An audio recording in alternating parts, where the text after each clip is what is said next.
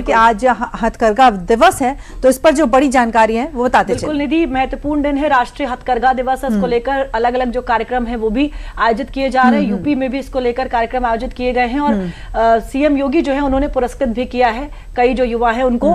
जरा एक बार नजर डाल लेते हैं खबर क्या है। देश के 35 लाख से ज्यादा लोगों की आजीविका से जुड़ा हथकरघा क्षेत्र आज भी ग्रामीण अर्थव्यवस्था की रीढ़ बना हुआ है। राष्ट्रीय हथकरघा दिवस के अवसर पर राष्ट्रपति द्रौपदी मुर्मू ने आज समारोह के दौरान प्रतिष्ठित हथकरघा पुरस्कार 2025 प्रदान किए, जो भारत के हथकरघा क्षेत्र में उत्कृष्ट योगदान देने वाले और देश की समृद्ध बुनाई परंपराओं को संरक्षित और बढ़ावा देने में महत्वपूर्ण भूमिका निभाने वाले कारीगरों को सम्मानित करने के लिए दिए गए हैं। समारोह का मुख्य आकर्षक 22 प्रतिष्ठित पुरस्कारों का वितरण रहा। इसमें 3 संत कबीर हथकरघा पुरस्कार और 19 राष्ट्रीय हथकरघा पुरस्कार भी शामिल हैं, जिन्होंने पारंपरिक शिल्प कौशल को संरक्षित करने के साथ साथ नवाचार, डिजाइन विकास, विपणन, उद्यमिता और हथकरघा क्षेत्र के समग्र विकास को आगे बढ़ाने में असाधारण कार्य किया है।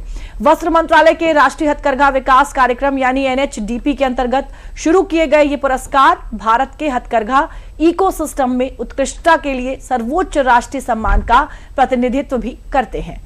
तो किस तरीके से आज हथकरघा दिवस पर राष्ट्रपति द्रौपदी मुर्मू ने देखिए निधि सम्मानित किया तमाम उन लोगों को। देश भर में इसको लेकर जो कार्यक्रम है वो आयोजित किए जा रहे हैं। बिल्कुल, और इसके साथ आपको ये भी बता दें कि प्रधानमंत्री नरेंद्र मोदी का वीडियो संदेश भी हम आपको दिखाते चले, जिसमें उन्होंने हैंडलूम डे मनाने का जो असल मतलब है वो समझाया है। और ये जो संदेश है ये पीएम मोदी ने हैंडलूम डे के एक दिन पहले जारी किया था। हैंडलूम डे क्यों जरूरी है, कैसे ये तमाम लोगों और घरों की जो आजीविका है इससे जुड़ा हुआ है, साथ ही पीएम मोदी ने इसे अपने वीडियो संदेश में कैसे स्पष्ट किया है, साथ ही स्वदेशी अपनाने की जो अपील है उसको लेकर पीएम मोदी ने क्या कुछ कहा है, दिखाते हैं आपको अपनी रिपोर्ट में। और हैंडलूम डे मनाने का मतलब है कि हर गरीब परिवार, बुनकर परिवार जो अपने हाथों से अपनी छोटी छोटी घर में लूम पर कपड़े बनाते हैं और नई नई वैरायटीज होती है। आप देखिए ना क्या कुछ नहीं है। और आप भी तो इस प्रकार से एक हैंडलूम की वैरायटी के साथ GRWM वीडियो करके जरूर दुनिया के सामने अपनी बात रख सकते हैं, हैंडलूम के लिए लोगों को प्रेरित कर सकते हैं। हमारा काम है आत्मनिर्भर भारत बनाने के लिए हमारे इन छोटे छोटे छोटे गरीब परिवारों को भी आर्थिक रूप से समृद्ध करना। आइए हम स्वयं हैंडलूम से कुछ न कुछ खरीदें, उसका एक वीडियो बनाएं और देश और दुनिया में उस वीडियो को प्रचारित करें, ताकि हमारे बुनकर भाई बहनों के सामर्थ्य का परिचय दुनिया को भी हो। आइए 7 अगस्त हैंडलूम डे। बिल्कुल, तो देखिए निधि राष्ट्रीय हथकरघा दिवस है और इस अवसर पर प्रधानमंत्री नरेंद्र मोदी ने अपना एक वीडियो शेयर किया है। और वैसे भी निधि जब हम बीते कुछ सालों पे नजर डालते हैं तो हैंडलूम को लेकर एक बड़े स्तर पर जो काम है वो हुआ है। खासतौर से जो छोटे कारीगर हैं उनके लिए कई तरह की जो सुविधाएं हैं वो दी गई हैं और आज हैंडलूम जो है ना वो देश की अर्थव्यवस्था में भी एक बड़ी भूमिका निभा रहा है। और कहीं ना कहीं हम देखते हैं जो देश की 35 लाख जनसंख्या है वो आज भी हथकरघा उद्योग से जुड़ी हुई है, उनकी आजीविका का साधन बनी हुई है। इस महत्वपूर्ण दिवस को आज मनाया जा रहा है और आप हमारे साथ जुड़े हैं संतोष चौधरी जी।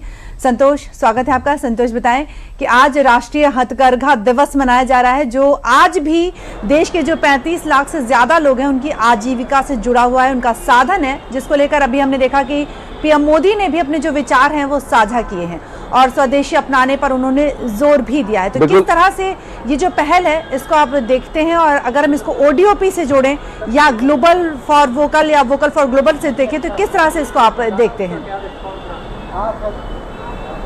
बिल्कुल, आपने सही कहा निधि, आज का दिन बेहद महत्वपूर्ण। जब हम हैंडलूम की बात करें तो पीएम मोदी ने देखिए 1905 का जिक्र किया, जब 1905 में कहा जा सकता है स्वदेशी आंदोलन की शुरुआत हुई, आजादी की जो अलख है वो जला गई, लोगों में अपने आप में कहा जा सकता है एक जोश था। लेकिन जब आजादी मिली उसके बाद धीरे धीरे खादी को लेकर लोगों का रुझान, लोगों का लगाव, लोगों का जो आकर्षण है वो कम होता चला गया। लेकिन 2014 के बाद जब 2014 नरेंद्र मोदी प्रधानमंत्री बने खादी को जिस तरीके से एक ब्रांड बनाने की उन्होंने एक मुहिम चलाई, उसका असर देखने को मिला कि खादी आज अपने आप एक सबसे बड़ा ब्रांड, अगर खादी ग्रामोद्योग की बात करें, हैंडलूम की बात करें, हथकरघा की बात करें, तो लगभग 2025-26 के जो आंकड़े हैं, लगभग 2 लाख करोड़ रुपए का व्यापार हुआ है हैंडलूम का, हथकरघा, खादी ग्रामोद्योग की बात करें। अगर रोजगार की बात करें तो लगभग 2 करोड़ लोगों को रोजगार देता है। इस बार जो उत्तर प्रदेश में अनुपूरक बजट पेश किया गया, 140 करोड़ रुपए रखे गए हैंडलूम के लिए, टेक्सटाइल के लिए। उत्तर प्रदेश एक बड़ी इंडस्ट्री बनकर उभरा है। और पहले से भी भारत के जो कारीगर रहे, जो गांवों में रहते हैं, जो छोटे कस्बों में रहते हैं, उनको सही कहा जा सकता है कि मौका नहीं मिल पाता था। लेकिन जब से वोकल फॉर लोकल की शुरुआत हुई, हम इसको 3 बड़े मंत्रों में बांट सकते हैं निधि। एक तो सबसे पहले आत्मनिर्भर भारत का जो कॉन्सेप्ट है, दूसरा जो है वोकल फॉर लोकल। 12 मई 2020 को जब कोविड उस समय चल रहा था, कोविड के समय पीएम मोदी ने वोकल फॉर लोकल का नारा दिया, उसका असर देखने को मिला। और तीसरा सबसे बड़ा मंत्र जो लोकल से ग्लोबल की बात, यानी कि दुनिया भर में एक बड़ा बाजार हैंडलूम के सामानों की बात करते हैं। अगर हम उत्तर प्रदेश की बात करें, अगर साड़ियों की बात करें, तो 2-3 नाम आते हैं। एक तो कॉटन की साड़ी आ जाती है, सिल्क की साड़ी सबसे पहले जहन में आती है। लेकिन उत्तर प्रदेश में बनारसी साड़ियां हैं, जिनको बनाने में महीनों लग जाते हैं। उनका अपने आप एक बड़ा व्यापार है, बड़ा बाजार है। मध्य प्रदेश की चंदेरी साड़ी की बात करें, जहां पर मध्य प्रदेश की जो संस्कृति है उसमें छापी जाती है। अगर हम बिहार और भागलपुर की बात करें, तो जो भागलपुरी साड़ियां हैं, उनका अपने आप में बड़ा बाजार है। राजस्थान की पटोला हम साड़ियों की बात करें, तो कुल मिलाकर कहा जाती है, गुजरात की साड़ियों की बात करें, कुल मिलाकर कहा जा सकता है कि पिछले 11-12 सालों में जिस तरीके से वोकल फॉर लोकल को आगे बढ़ाया गया है, और इसका सबसे बड़ा फायदा मिला है जो स्थानीय कारीगर हैं, जो स्थानीय उत्पादक हैं, जो कहा जा सकता है कि बुनकर हैं, उनके सामान को एक बड़ा बाजार मिला है। और वो बाजार, वो सामान उनका सिर्फ हिंदुस्तान के अंदर नहीं, दुनिया के अलग अलग देशों में भी पहुंचा है। निधि, बिल्कुल।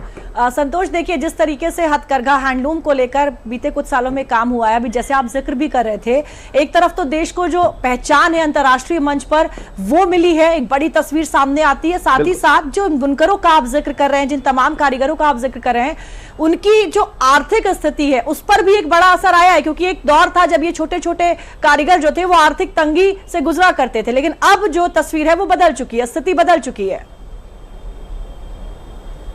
बिल्कुल सही कहा दीप्ति, बहुत अच्छा सवाल है कि एक समय था कि ये जो ग्रामीण क्षेत्रों में जो ग्रामोद्योग की बात करते हैं, जो छोटे उद्योग की बात करते हैं, वो बंद होने के कगार पे थे, बंद हो रहे थे। जो कारीगर है वो आर्थिक तंगी से गुजर रहे थे। लेकिन जिस तरीके से पिछले 11-12 सालों में उन छोटे उद्योगों को, उन छोटे कारीगरों को प्रोत्साहन दिया गया, बैंक से आसान लोन दिलाया गया, आसान सब्सिडाइज बिजली खासतौर से हथकरघा के लोगों को दी गई, उसका बड़ा असर देखने को मिला। और दूसरी सबसे बड़ी बात, बाजार नहीं था। वो सामान तो बना लेते थे, वो अच्छी साड़ी तो बना लेते थे, लेकिन उसको उनको सही कीमत नहीं मिल पाती थी। और शायद इसीलिए वोकल फॉर लोकल की बात की, ओडीओपी जैसी योजनाओं ने कहा जा सकता है इस पूरे अभियान को बहुत गति दी है। अब आज बनारस हो, मध्य प्रदेश का चंदेरी की कोई साड़ी हो की बात करें, राजस्थान की बात करें, अगर छोटा सा भी युवा है और वो स्टार्टअप के माध्यम से इस पर जुड़ा है, तो उसके अपने आप एक बड़ा ब्रांड है, वो ऑनलाइन व्यापार कर रहा है, उसके हाथ में मोबाइल है, उसको मार्केटिंग की जरूरत नहीं है। और हम एक बार और दीप्ति बताए, 2014 से लेकर अब तक अगर देखा जाए तो इन सभी चीजों के लिए अगर सबसे बड़े ब्रांड एम्बेसडर के रूप में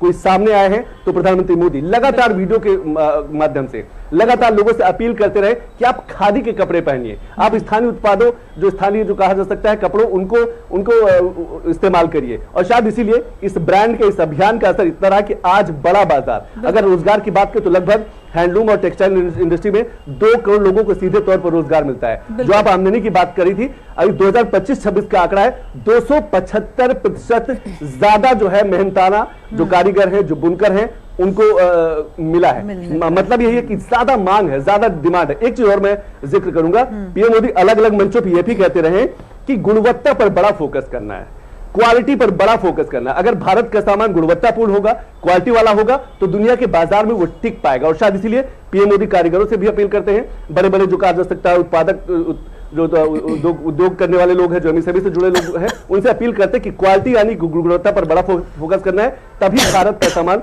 दुनिया भर के बाजारों में अपनी एक अलग पहचान बना पाएगा। बिल्कुल, ये कहीं ना कहीं गुणवत्ता ही पहचान है भारत की।